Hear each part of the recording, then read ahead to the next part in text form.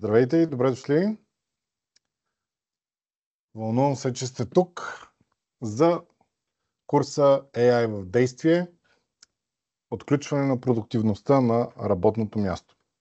Казвам се Димитър и съм senior трейнер в New Horizons България и съм Microsoft Certified Trainer.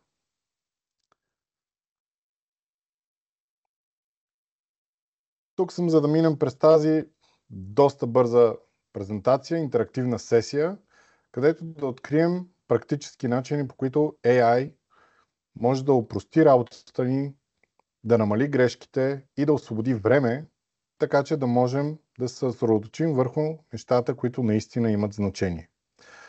Най-доброто от всичко това, не е нужда да сте експерт по изкуствен интелект, за да се възползвате от това нещо.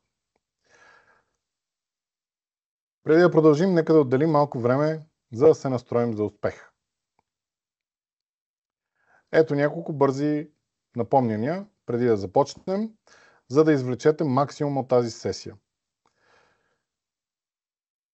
Първото нещо е да се присъедините към опита на Microsoft за получаване на титлата на световните рекорди на Гинес, като се регистрирате, ако все още не сте го направили. След това втората стъпка е да минем през тази сесия и в края на сесията ще споделим QR код, който като го сканирате, ще ви приведе към това да получите бадж за постижението. Ще имаме и едно мини интерактивно упражнение, така че с помощта на Microsoft Copilot да видим какви са неговите възможности и как може да ни помогне.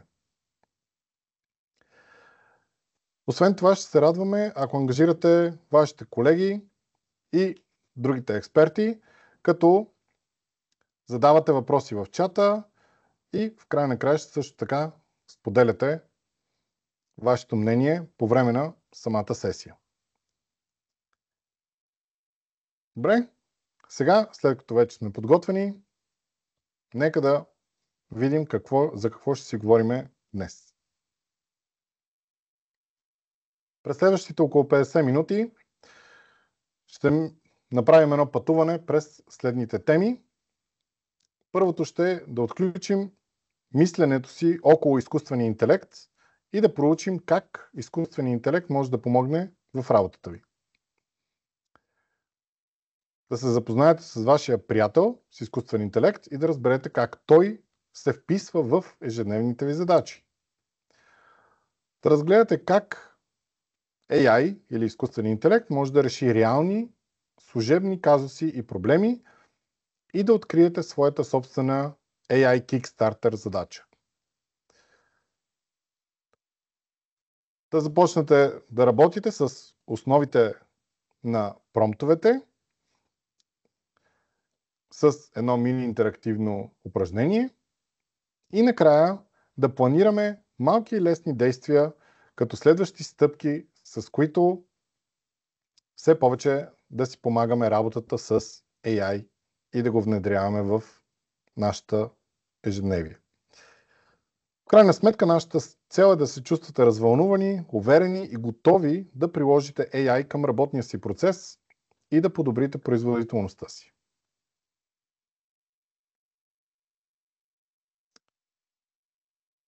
Нека да отключим нашето AI мислене. И да започнем от там. Ако може да споделите в чата откъде се свързвате и да споделите едно прилагателно, което да представлява как се чувствате по отношение на вашите мисли към AI днес. Няколко секунди да споделите в чата.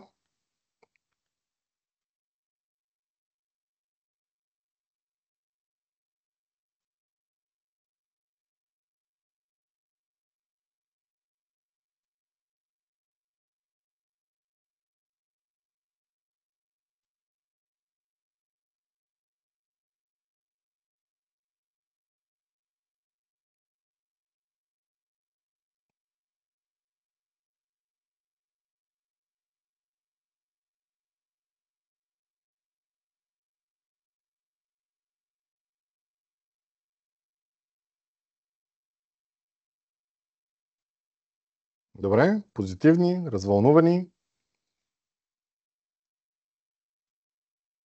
начинаещи. Добре, окей. Така, с желание да го ползват за различни и много неща, които да помогнат и да доведат до някакъв желан резултат. Супер! Сега, виждате различни прилагателни, които се използват. В предишни сесии сме виждали смесица от емоции. Има развълнувани хора, любопитни хора, скептично настроени хора, предпазливи и дори несигурни в това откъде да започнат, когато се занимават с AI. И това, разбира се, е напълно естествено. AI е една голяма тема напоследък и общо взето пътя на всеки към AI изглежда различно. Така че, независимо дали сте нов в AI или вече сте експериментирали с него в работата си, нека да видим на къде ще ни доведе той. Сега нека да опитаме нещо различно. Нека си представим, че магически печелите 2 допълнителни часа всяка седмица. Какво бихте направили? Може да пуснете отговора си в чата.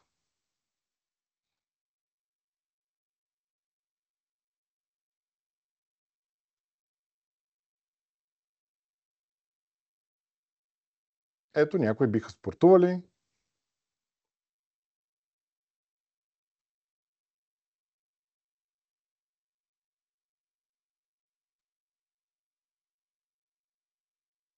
Ето, инвестиране в усъвършенстване на уменията в различни сфери. Супер. Правене на торти, това е едно перфектно начинание, което завършва с още по-положителни мисли. Супер, страхотни отговори. Аз, ако имах 2 допълнителни часа всяка седмица, може би щях да гледам да прекарвам малко повече време с семейството, да работя по някои от моите страсти, както също и готвенето на мене ми е страст, или просто да се разхождам, както вече времето става все по-добро за това, или, дето се казва, да дишам между срещите. Добрата новина е, че AI може да помогне всичко това да се случи. Как? Като разтоварваме повторяемите задачи към AI и така работим по-интелигентно, а не по-усилено, може да създадем повече време за това, за което наистина има значение.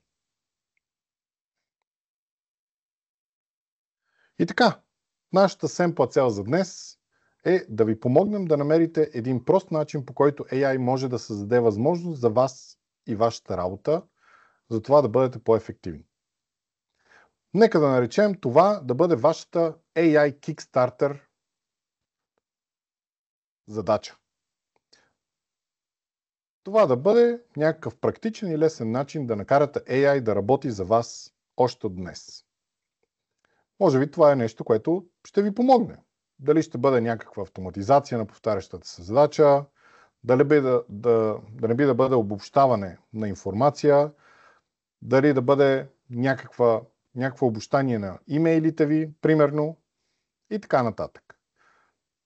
Най-доброто е, че не е нужно да бъдете експерт по изкуствен интелект, за да започнете. И ако сте готови да проучиме какви са възможностите, нека даваме напред.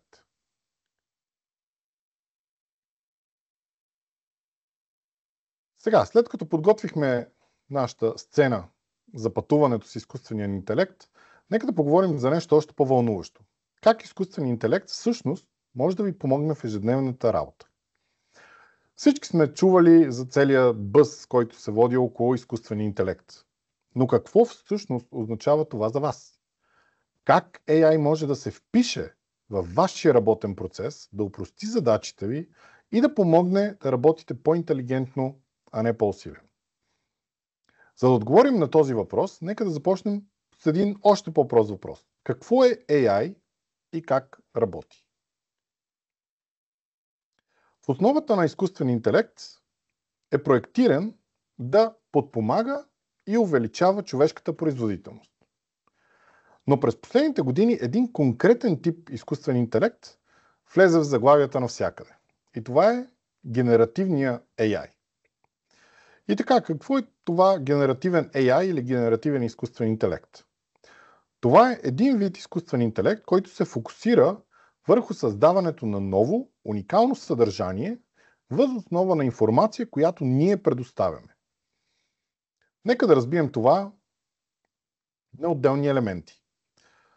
Генеративният AI се захранва от така наречените големи езикови модели или Large Language Models или LLM за по-кратко. Това са модели, върху които използват масиви от данни за обучаване на дадения изкуствен интелект, за да може да разбира и генерира човешки език. Работи чрез промптове. Тоест, предоставяме на AI някакви входни данни или някакво задание, може да бъде въпрос, може да бъде под формата на заявка, и той генерира отговор въз основа на целите знания, които има, на каквото е обучен и като отговор на данните, които сме въвели. Също така може да създава ново съдържание. Тоест, може да пише, да проектира, да обобщава, да генерира съдържание по начини, които имитират човешката креативност. Чудесен пример за това е Microsoft Copilot. Copilot е един от инструментите за продуктивност, задвижвани от AI, налични днес. Като той се интегрира във вашите съществуващи работни процеси и действа като, да кажем, един ваш интелигентен асистент. Ето няколко примери от реалния свят за това как AI се използва в момента за подобряване на производителността. Първото нещо е изготвяне на професионални имейли за секунди. Вместо да прекарваме време да започнем от нулата и да мислим как точно да оформим тези имейли, ние можем спокойно да използваме AI, за да може да направи изчистени и оформени отговори на нашите имейли. Може да генерира висококачествени изображения за брандиране, маркетинг или продуктов дизайн. По този начин AI може да създава визуализации незабавно, замествайки часове или дори дни ръчна работа.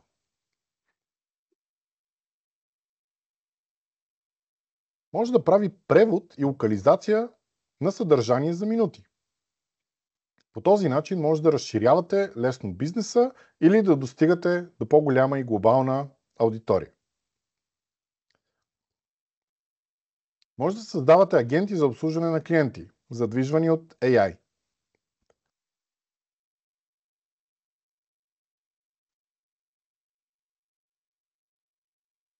AI чат-ботовете или виртуалните асистенти подобряват взаимодействието с клиенти и автоматизират повтарящите се запитвания. Това са само няколко начина, по които изкуственият интелект вече трансформира работата, а ние просто докосваме повърхността на възможностите.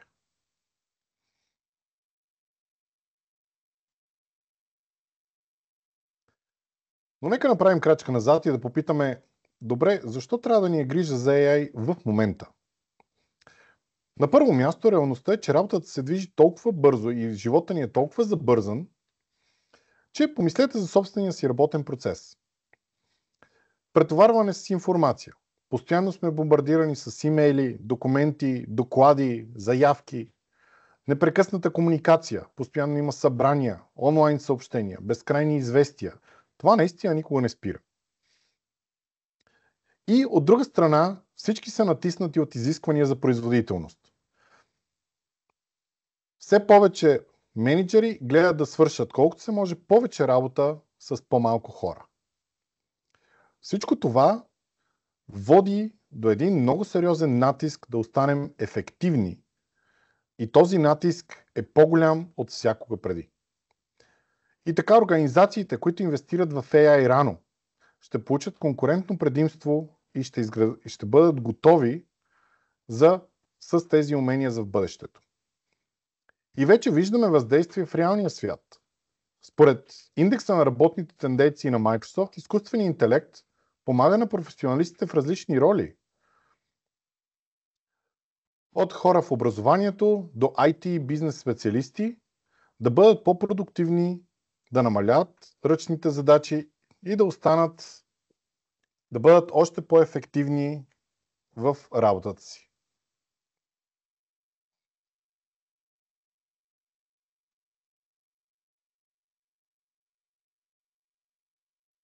И така, това да се научим да използваме ефективно AI днес, ни предоставя умения, които са необходими за процъфтяване на нашите роли и на нашите работни места в бъдещето.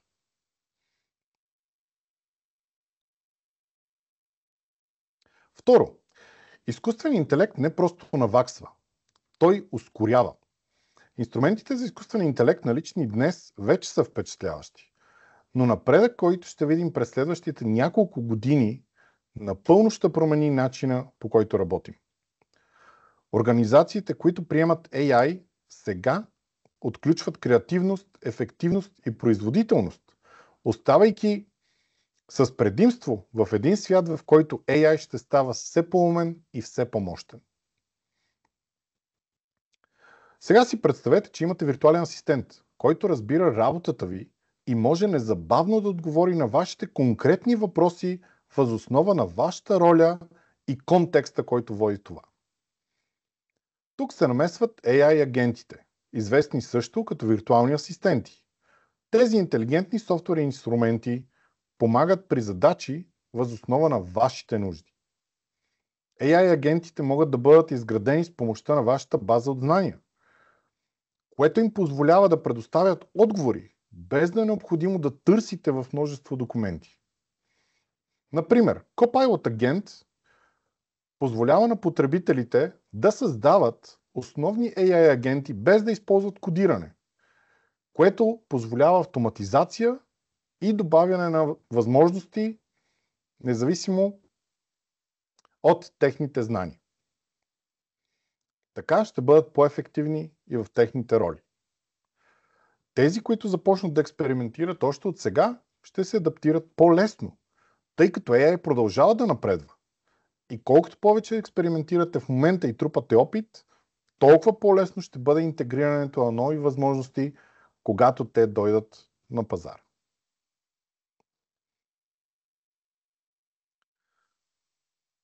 Сега, докато всички сме развълнувани от бъдещето на AI, нека да се съсредоточим върху нещо по-практично. Как AI може да ни помогне днес? Ето няколко ежедневни задачи, при които AI може да ни направи много по-ефективни. Едното е генериране на резюмета и бележки от срещи. Няма повече да се борите да записвате всичко, което се коментира в една среща. AI може да извлече ключовите точки вместо вас. Превод на езици и обобщаване на срещи. Поддържането на екипите в съответствие с различни региони никога не е било по-лесно. Можете на всеки екип да му пратите резюмето на неговия език. И другото е трансформиране на текст в различни формати. Независимо дали искаме да форматираме някакъв отчет или доклад, или да персонализираме някакво съдържание за различни аудитории, AI може да го направи за секунди. Брейнсторминг и творчески идеи. Разбира се, може да помогне там, като генерира свежи идеи или да ни покаже ъгъл, който досега не сме поглеждали като вариант и да действа като нашия творчески партньор. Също така предоставя възможности за коучинг в работния процес. Нуждаете се от помощ при структурирането на имейл или обобщаване на документ. AI не само, че може да го направи, но може и да ви покаже стъпка по стъпка как вие да го направите. И ако мислите за AI като за ваш интелигентен приятел на работа, ще започнете да виждате как може да ви помага всеки ден. Не става въпрос да промените начина, по който работите, а за подобряване на способностите, намаляване на заетостта и освобождаване на време, за да може да се съсредоточите върху това, което наистина има значение. Сега, след като проучихме как AI може да ни помогне в ежедневните задачи, нека отделим малко време, за да разгледаме по-голямата картинка. Говорихме за потенциала на AI. Но как организациите всъщност използват AI, за да постигнат реално въздействие? За да отговорим на този въпрос, ще разгледаме някои примери от реалния свят. как фирмите използват AI за решаване на предизвикателства, подобряване на производителността и създаване на реална стойност. В различните индустрии AI променя начина, по който компаниите работят, като им помага да се движат по-бързо, да работят по-интелигентно и да правят иновациите по-ефективни. Ето 3 ключови начина, при които AI движи трансформацията днес. Повишава производителността с работни процеси, като организациите използват AI, за да увеличат скоростта, мащабируемостта и ефективността, което позволява на екипите да се справят по-бързо с по-сложни проблеми. Оптимизира работните процеси по отношение на точност и ефективност. AI помага на бизнеса да автоматизира повтарящи се процеси, да намали човешките грешки и да освободи служителите, за да могат да се съсредоточат към работа с по-висока стойност и по-висока добавена стойност. Създава за бизнес пробиви и подобряване на клиентското изживяване. AI позволява на бизнеса да персонализира взаимодействията, да подобри времето за реакция и да добави стойност към клиентите. Нека да погледнем отблизо един от примерите. Един чудесен пример за въздействие на изкуствения интелект идва от Finastra, която е една глобална компания за финансови услуги. Преди да въведат изкуствен интелект, техният маркетингов екип е имал дълги срокове за създаване на съдържанието. Понякога е отнемало до 6 месеца за разработване на материали за дадена кампания. Освен това, с прекалено многобройните слоеве на одобрения, процес със сигурност се е нуждаел от подобрение. Търсили са начин, по който да ускорят създаването на съдържание, като същевременно успяват да поддържат качеството и приобщаващия език на съдържанието. Така, след като са внедрили AI или в частност Microsoft Copilot, екипа успява да генерира и оптимизира съдържанието много по-бързо, като Copilot помага да създават висококачествени чернови за минути, вместо за седмици. Осигурява се приобщаване в съобщенията или в самия текст. AI помага за усъвършенстване на съдържанието, за да се приведе в съответствие с различни аудитории.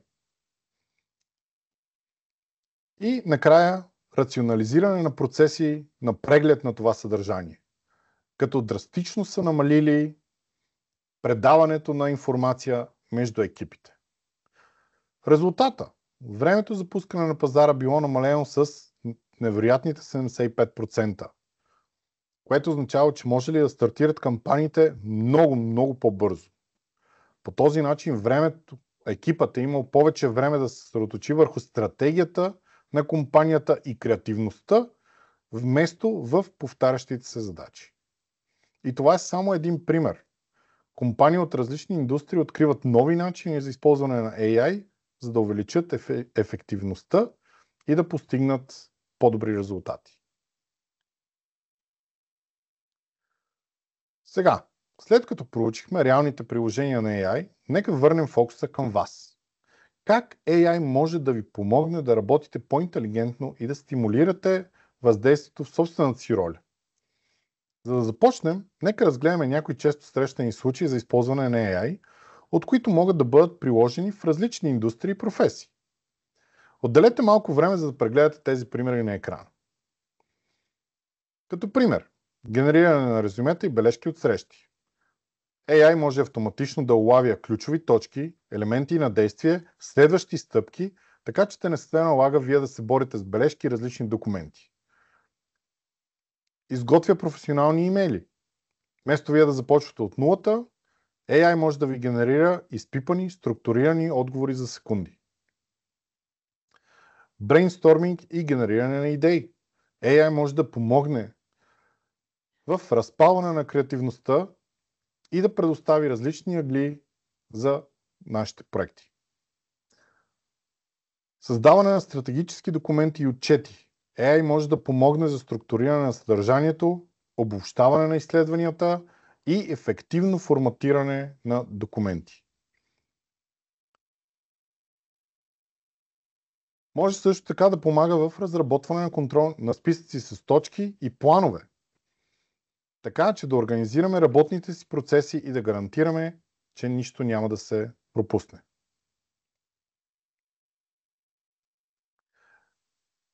Така, отделете няколко секунди, за да погледнете различните задачи и си помислете, с кои от тези задачи AI би могъл да помогне на мен.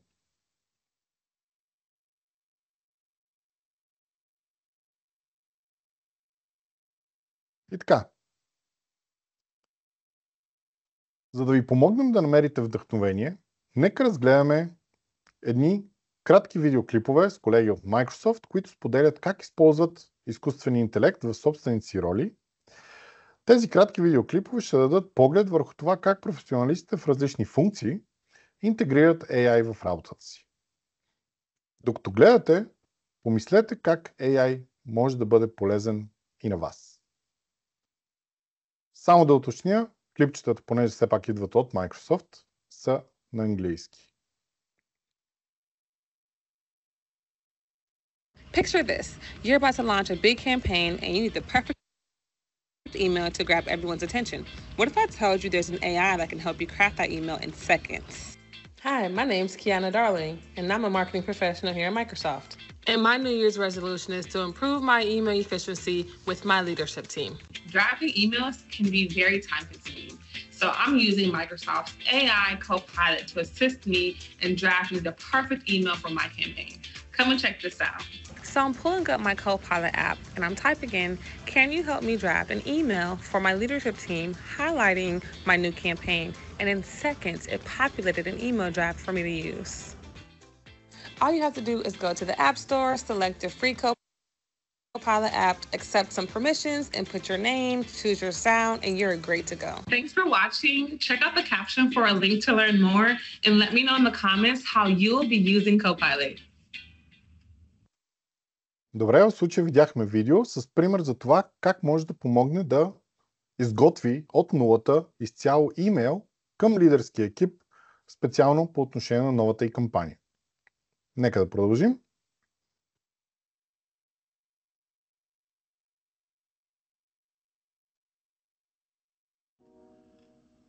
I have to draft the strategy document today, and it's going to take all day. Just use Copilot. I'm not sure that'll save me time.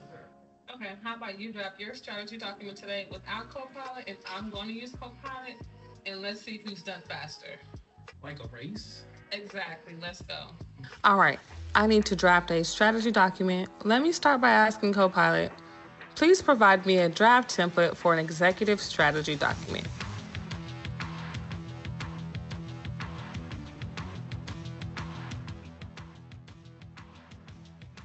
All done.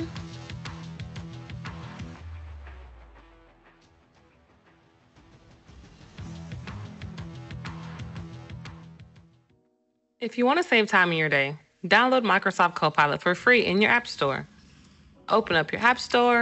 Once it downloads, type in your name, choose your voice, and accept some permissions, and you're ready to go. Добре, ето тук виждаме пък как може да направи цял темплейт или шаблон на документ, който да може да използваме в нашата организация за дадена структура или система.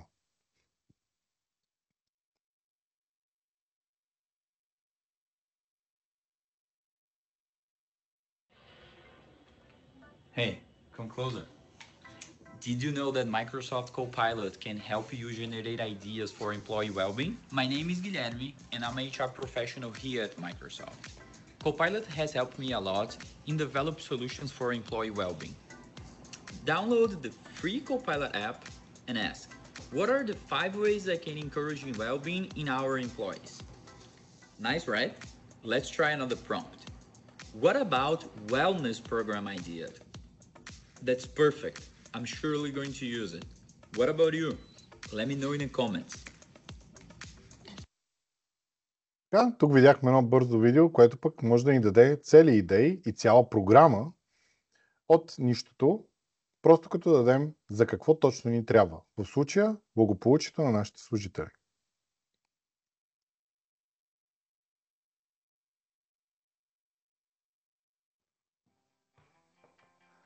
Hey, what's wrong? Oh, writing this onboard checklist for the new hire is taking forever. You know Copilot can help you with that, right? Really? But I don't want all my work to go to waste. Don't worry about it. You can just take a picture. Let me show you. Can you turn this onboarding checklist into a comprehensive onboarding list? Include what I have already listed here and produce in a table.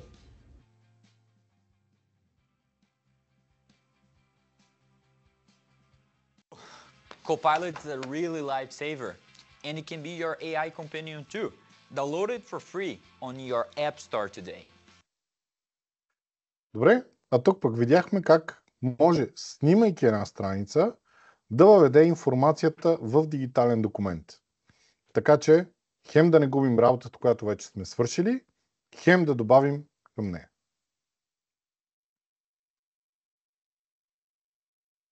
Надявам се, че тези примери са предизвикали някои нови идеи за това как AI може да подкрепи вашата работа. Сега нека отделим малко време, за да помислим върху вашата собствена възможност за използване на Microsoft Copilot. Или нещо, което да доведе до вашия AI Kickstarter. Отделете следващите 3 минути, за да отговорите на тези 3 насочващи въпроса. По този начин ще се опитаме да идентифицираме първата задача, която можем да прехвърлим на Microsoft Copilot и по този начин да станем по-ефективни. Когато сте готови с задачата, моля, споделяйте я в чата.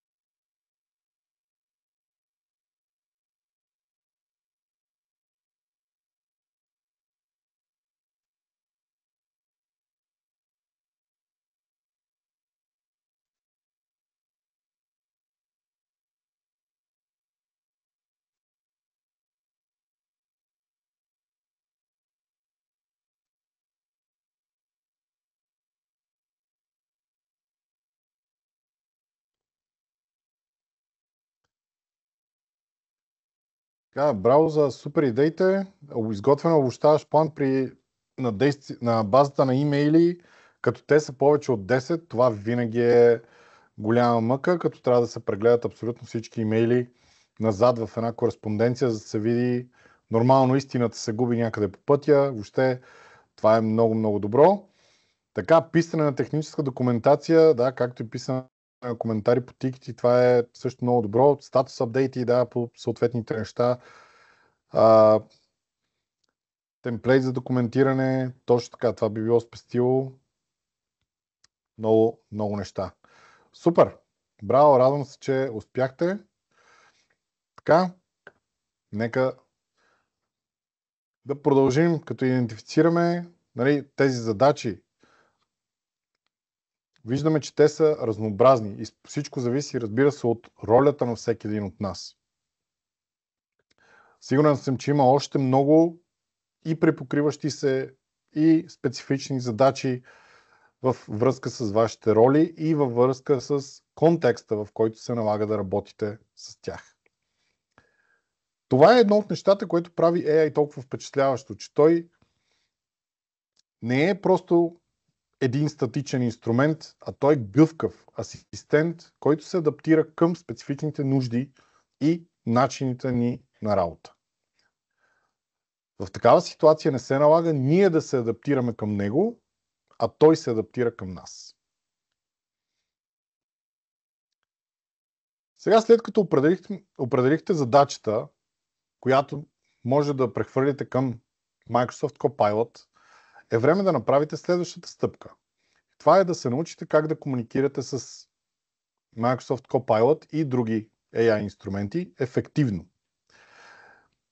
AI като цяло може да бъде невероятен инструмент, но качеството на неговите отговори зависят от това, по който задаваме въпросите.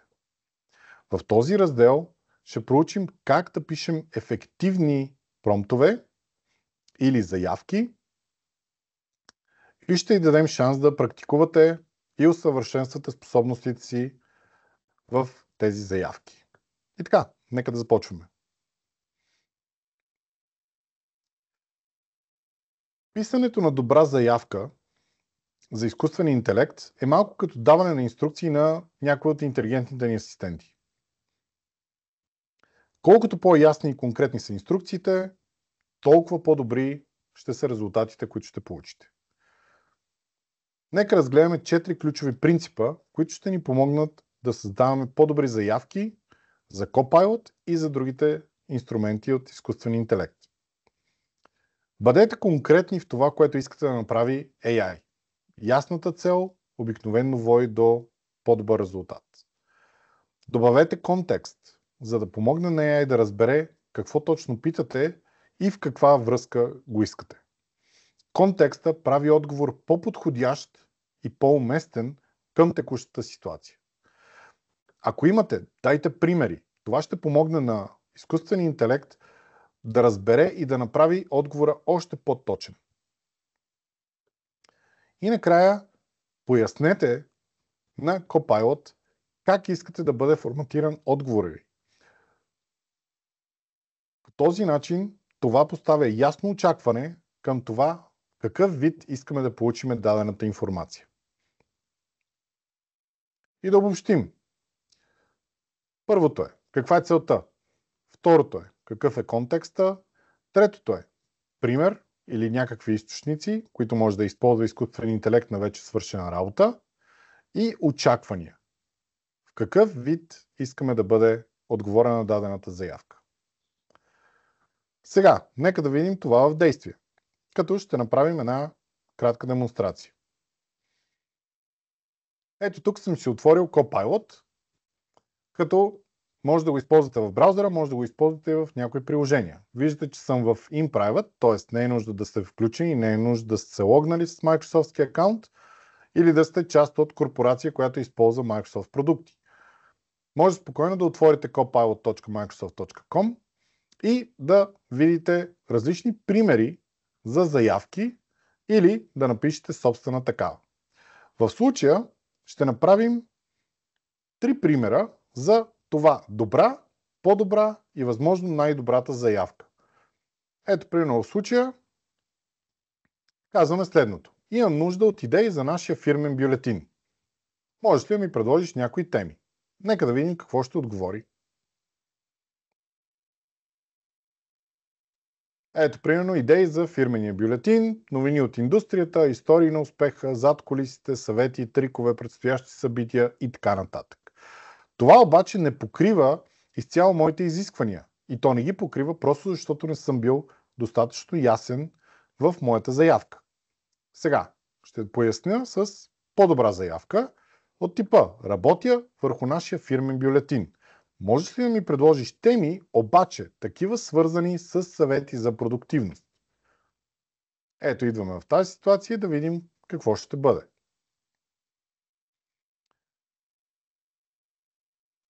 Ето сега виждаме, че отговорите нямат абсолютно нищо общо с тези от предишната заявка. Тук вече се говори за изкуството на фокуса, за управление на времето, как да се справим с прокрастинацията, оптимизация на работното пространство, дигитални инструменти за ефективност и така нататък. Въобще теми свързани с продуктивност. Обаче, можем да го направим още по-добре. Защо? Защото не съм казал за какъв екип става въпрос. И в какъв контекст го искам това нещо. Сега, ето го още един път заявката. Работя върху нашия фирмен бюлетин. Можеш ли да ми предложиш теми, свързани с съвети за производителност, обаче за финансови анализатори? Всяка тема трябва да включва завладяващо заглавие и кратко резюме, което подчертава нейната значимост за аудиторията. Айде да видим сега какво ще направи Copilot.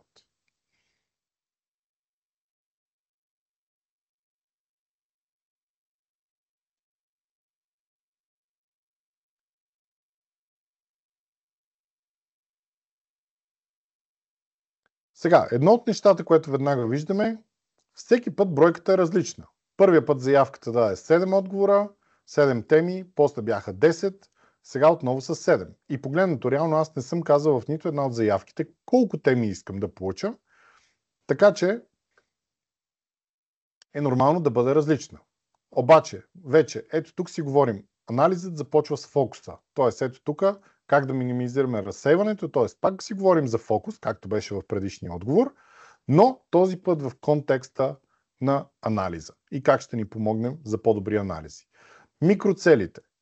Съответно, малки стъпки водят до големи финансови прозрения. Автоматизация, тайното оръжие на продуктивния анализатор, така, играта на времето, т.е. отново са дадени пак и управление на времето, но е дадено по различен начин. Освен това, към всяка една от темите имате и кратко резюме по отношение на това какво искате, какво ще включва тя. Виждате как 3 различни заявки, всяка по-детайлна, всъщност води до все по-добър отговор на това какво искам да получа като информация. Също така, мога да кажа, искам да изготвя презентация за София.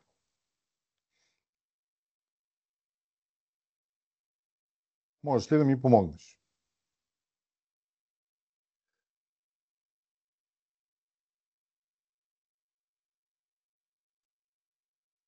Така, в случая ето показва ми 6 кратки слайда, евентуално, които ще бъдат и това каква информация ще съдържат. Сега, ключовото нещо е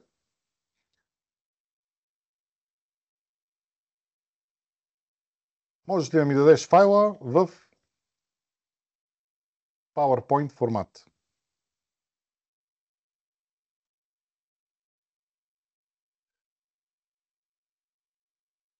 Сега, ето тук е момента, където имаме ограничения в браузъра и Copilot казва, не мога да ти създам директно PowerPoint файл, но мога да ти помогна с структурираното съдържание. Тоест, това, което имаме горе. Ето тук идва обаче пък използването на Copilot в съответните приложения. Тоест, когато имате примерно вашия офис пакет, ето тук съм си отворил един PowerPoint и в този PowerPoint имам Copilot. В момента, в който цъкна, мога да му дам създай презентация и ето тук мога да му кажа, ето, create a presentation about Sofia, Bulgaria. It should be in Bulgarian. Защото все пак искам да получа тази презентация да бъде на български, а не на английски. Ако имам някакви теми или някакъв outline, който вече съм си създал с това, кои слайдове какво трябва да покрият, мога да го дам като допълнителен файл, за да може Copilot да има яснота за контекста. В случая го нямам, така че просто му казвам действай. И от този момент нататък, ето виждате, Copilot генерира темите. Като виждате, мога да ги размествам. Ако искам, мога да добавям допълнителна тема или да изтрия изцяло темата, която е включена. След което ми казва, това ще включва около 20 слайда, максимум може да направи 40 и му казвам тогава Generate Slides.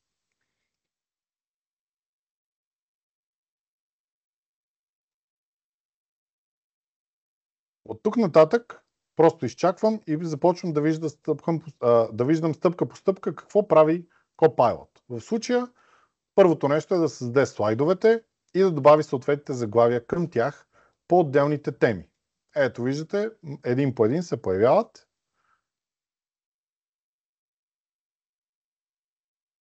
След което добавя съдържанието към тях.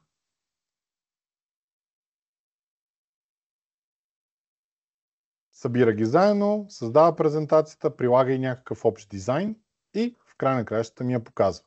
Общо станаха 23 слайда, като аз имам опцията или да я изтрия, или да я задържа. И оттам нататък мога да я променям. Като виждате, още от първия слайд, ето тук като го сложим, ето София, България, културен исторически център. Виждате, правилна снимка е сложило. Отново, също така, програма на презентацията, имаме история, културни забележителности, природни красоти, като аз тук не съм задал нищо конкретно по отношение на това, какви теми искам да бъдат покрити и по колко слайда да бъде всяка тема, нито за колко време трябва тази презентация да бъде предоставена. Така че, виждате, въпреки това, с доста кратката информация, която съм задал, дори ми е създал бележки, които да водя, докато презентирам съответните слайдове. И по този начин, ето искаме още от основаване от траките, римска ера и така нататък, допълнителни данни, културни забележителности, имаме архитектурни паметници, музеи, галерии, театри и какво ли още не. В край на краищата, разбира се, ние трябва да проверим тази презентация, трябва да променим нещата, които или не са точни, или са използвали картинки, които не отговарят на нашата реалност и така нататък. Но това е един драфт, който ни спестява страшно много работа и мислене за това откъде да започнем. Сега вече можем да се концентрирам върху подробностите и това да развия тази презентация да стане още по-добра и още по-качествена, отколкото да се лутам в самото начало. И така. Другото нещо, което пък може да се случи тук, е, че въпреки, че не може да ми създаде PowerPoint формата, мога да го помоля да ми създаде, ето, моля, създай VBA код, който да създаде дадената презентация.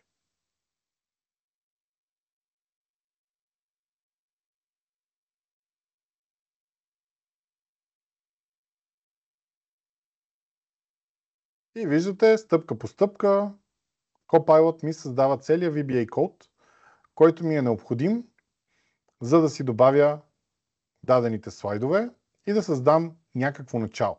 Като имам какво да бъде заглавието и какво да бъде съдържанието като текст в дадения слайд, като разбира се това е доста основно, защото тук ми беше създал само 6 слайда, но мога да видя съвсем спокойно, че този код вече съм го тествал, той си работи в PowerPoint и дори ми казва в един момент какви стъпки трябва да следвам, за да мога да го създам.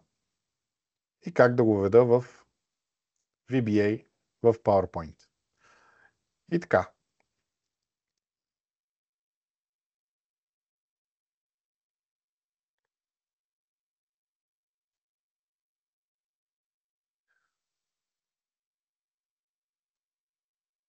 Сега, след като проучихме ключовите принципи за ефективно създаване на заявки, е време да ги приложим в действие. В това мини интерактивно упражнение ще изготвите и след това ще прецизирате или ще подобрите вашата заявка към Microsoft Copilot. Тествайте я и кажете в кой момент сте получили най-добрия възможен отговор на вашата заявка. Какво се е наложило да подобрите? Дали още от първия път е било достатъчно добро или се е наложило да добавяте още подробности по отношение на контекста, по отношение на някои примери и самата ситуация, в която искате да получите отговор. Какво да направите? Отворете Microsoft Copilot в един нов таб на вашия браузър и оттам подайте някаква заявка. Може да в началото да бъде много обща, след това се опитайте да конкретизирате и така да видите колко ще бъдат различни отговорите. Като ако получите интересен отговор, споделете го в чата.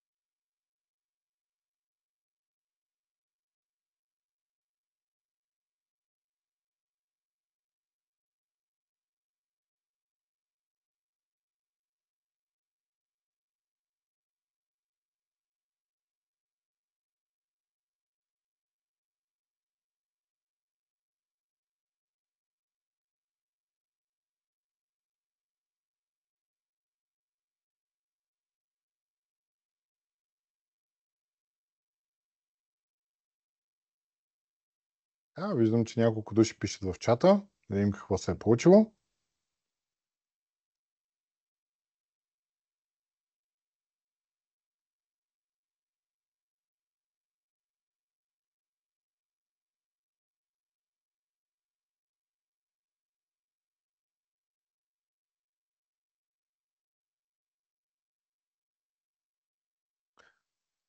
Така, подходящо време за 4-дневна почивка в Валенсия с дете на 3 години и разпределени по дни какво да посетим. Добре, доста ясна, точна програма е дало. Най-добре е през пролета, април-май месец. Значи, обзето, вече сме почти закъсняли за този сезон. По-скоро септември-октомври, ако първо ще организираме. Така, давай ден по ден какво да се гледа, какво да се види. Супер. Добре.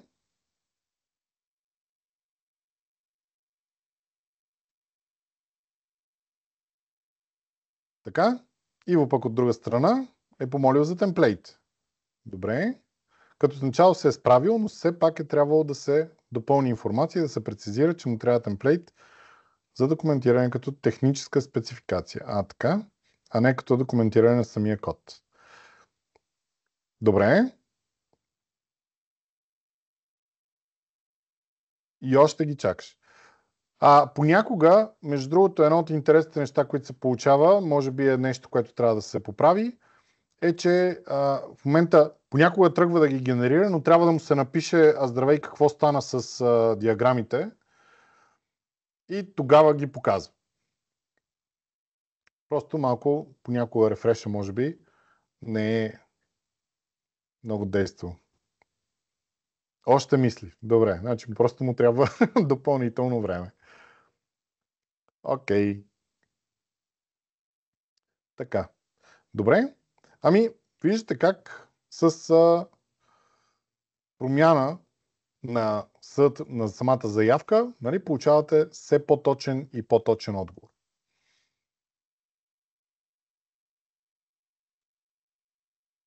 И така.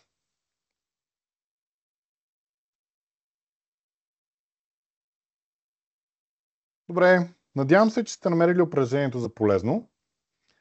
Ако не сте използвали Copilot до сега, ако пък сте го използвали, че е допринесло до това още по-точни заявки да подавате към него. В края на краищата, Винаги може да започнете с малки заявки и да видите как вашия AI Kickstarter ще започне. И когато тази задача сте я заменили, вече търсите втора, после евентуално трета и така нататък. Сега въпрос е изграждането на навик за ползване на AI по отношение на някои от задачите. Все пак изграждането на навик е едно от най-трудните неща, които ние като хора правим и знаем, че трябва да имаме някои подпомагания от типа на аларми и други напомняния, които да ни подсказват за това. Все пак, преди да се потопим в изграждането на навиците, нека да отделим малко време, за да обсъдим нещо, което е също толкова важно, а именно отговорното използване на изкуствения интелект. Тъй като AI става все по-интегриран в ежедневната ни работа, от решаващо значение да го използваме етично, справедливо и отговорно. Сега, докато продължаваме да експериментираме с AI, ето някои добри практики, за да гарантирате, че вашето генерирано AI съдържание е справедливо, надежно и полезно. Едното е, използвайте ясни и конкретни заявки. Колкото по-прецизна е заявката, толкова по-подходящ ще е резултата. Проверете точността.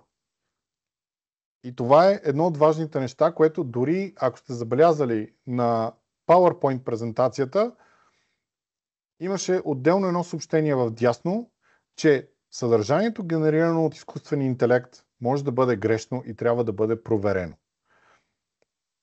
Така че, винаги проверявайте фактите, които са генерирани от изкуствен интелект, като използвате надежни източници. Внимавайте и за предразсъдъци. Имайте предвид расови, социално-икономически предразсъдъци в резултатите от заявки към изкуствен интелект. Редактирайте съдържанието, генерирано от изкуствен интелект. Все пак проверявайте за яснота, справедливост и все пак да съответства на вашите цели. Уважавайте поверителността, като никога не въвеждате чувствителни или лични данни в AI инструменти. И бъдете прозрачни. В края на краищата, когато ползвате AI генерирано съдържание, е добре да информирате получателя на това съдържание, че то е такова. Също така е важно да разбираме потенциалните предразсъдъци, които може да има AI, за да може да осигуряваме справедливо и етично използване на изкуствения интелект. Ето няколко предразсъдъци, за които трябва да се внимава. Едните са полови предразсъдъци. На базата на информация, която има, изкуственият интелект може да реши, че дадена работа е по-подходяща за мъже, отколкото за жени. Има расови предразсъдъци. Понякога могат да проявят расова дискриминация, ако не са правилно обучени. Също така системите за разпознаване на лица често могат да имат по-висок процент от грешки на цветнокожи хора, отколкото в сравнение с белите хора. Социално-икономически предразсъдъци. Примерно, ако имате алгоритъм с AI, който решава на кого да дадете кредит, този алгоритъм може да предпочита хора с по-високи доходи и по този начин да не одобрява хора, които просто идват от квартали, които предполагат, че в тях живеят хора с по-ниски такива. Също така,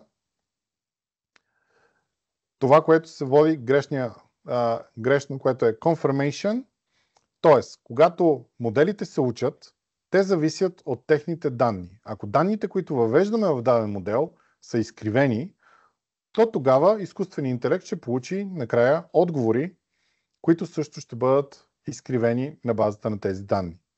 Примерно, ако изкуственият интелект се обучава предимно от западни медийни източници, той може да даде отговори, които нямат глобални перспективи.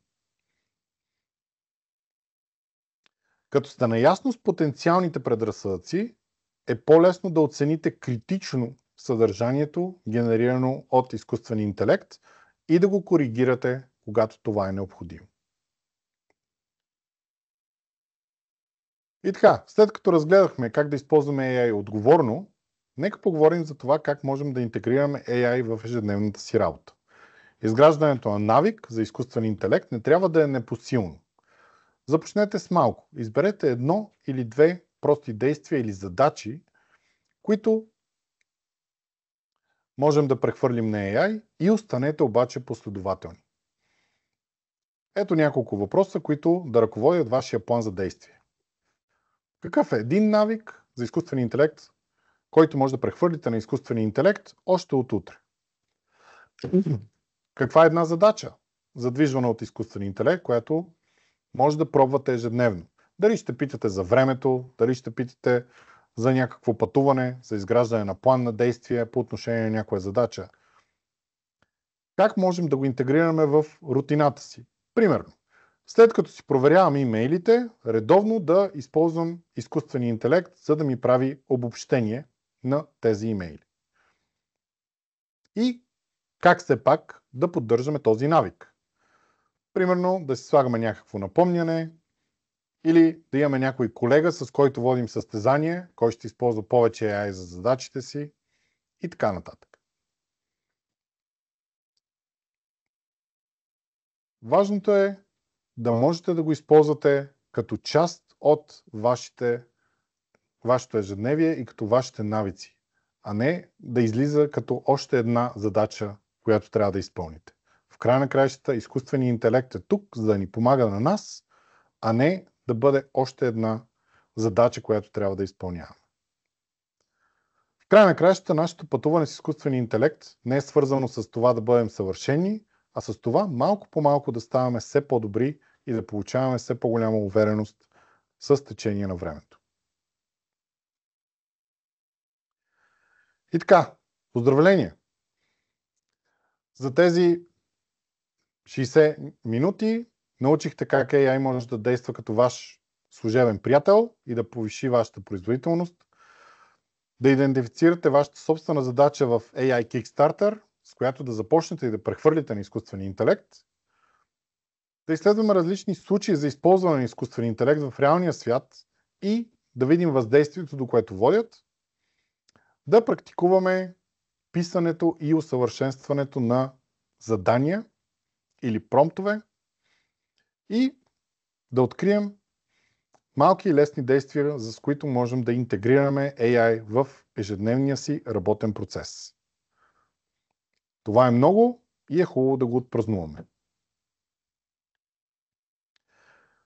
Сега, за да отпразнуваме постижението си, не забравяйте да вземете специалната значка, присъдена от световните рекорди на Гинес, чрез това събитие от AI Skills Fest, като просто сканирате кода или посетите адреса, който виждате на екрана.